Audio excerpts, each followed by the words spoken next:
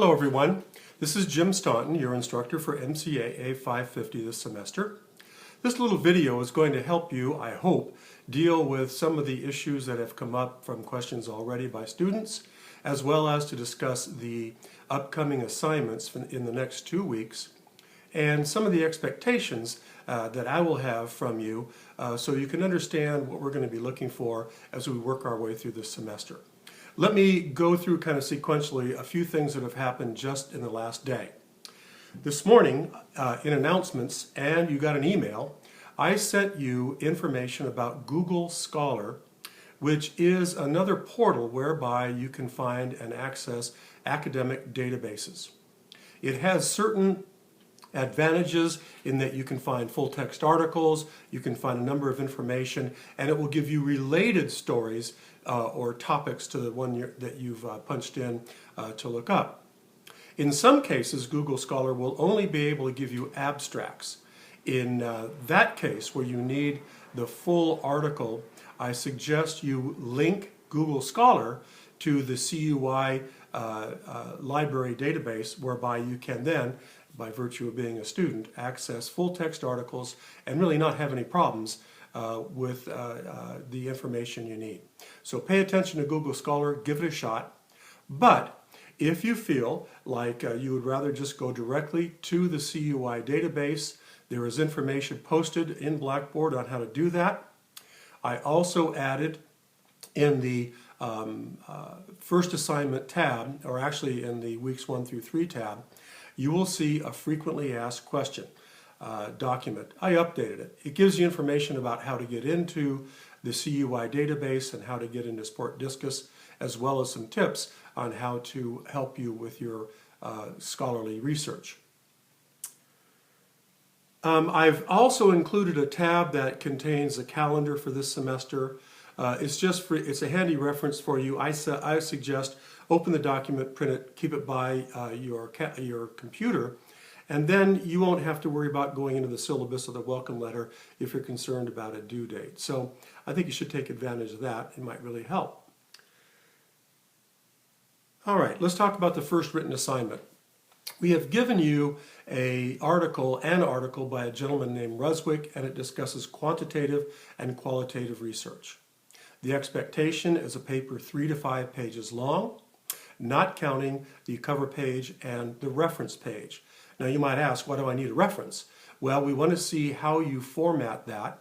We've made it easy for you because all you really have to do is cut and paste the reference we've given you through the syllabus or the welcome letter to indicate that you are now aware of the need for all the papers to have a reference page.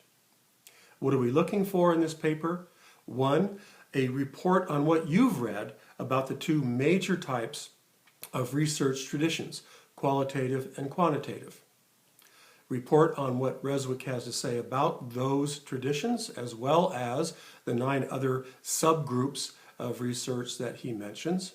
And then give us your reaction. Tell us what you think about it. Tell us what you learned from that exercise. And hopefully that will lead you to start thinking about the type of work you want to do for your next paper, which will be to identify your research topic.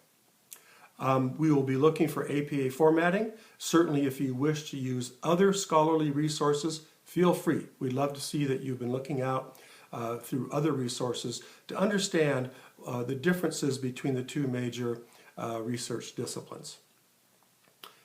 Double space your work, as is typical for APA.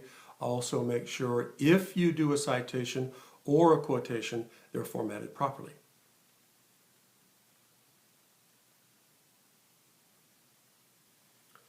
There's a lot of questions that have come up about how should I write for this class. Well, we need formal research writing as described in APA. There's a lot of question about may I use first person pronouns. The APA Guidelines Manual suggests that you avoid personal pronouns. Reason for that is a researcher should sound objective. It really wouldn't do you any favors to start a research proposal paper to say, I believe that we should, when really a researcher wants to find out what we should. and they need to be objective and take one step back from any personal involvement in the topic. On the other hand, there are instances when, for instance in this first paper, we're going to ask for your personal reactions to what the author had to say. In that case, the use of the personal pronoun I is acceptable. Here's one big rule of thumb that I think you should follow. Don't let your concern about personal pronouns versus objective statements get in the way of good, clear, concise language and communication. Focus on your communication first, and I think the rest will follow. You'll see that you have a discussion board topic coming up. The discussion boards will roughly parallel what's, as you work your way through the chapter by chapter. So this first one talks about developing a research question and hypothesis. We will give full points, I give full points and full credit to a full and complete answer, a good response to another student, and I particularly look for evidence that you have read the text and perhaps even done some other readings as you give your answer. That is the kind of response that I consider to be full and complete and will get a full 20 points. Why are these discussion board questions important?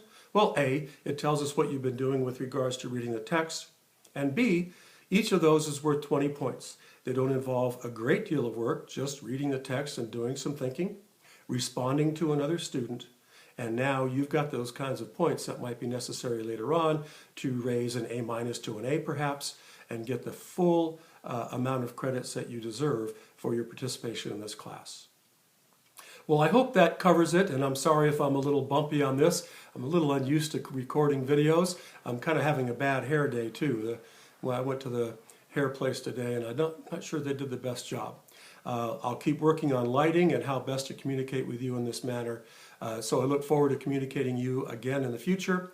Look for these, a few days in advance of every assignment that's due. I'll be talking to you later. Goodbye.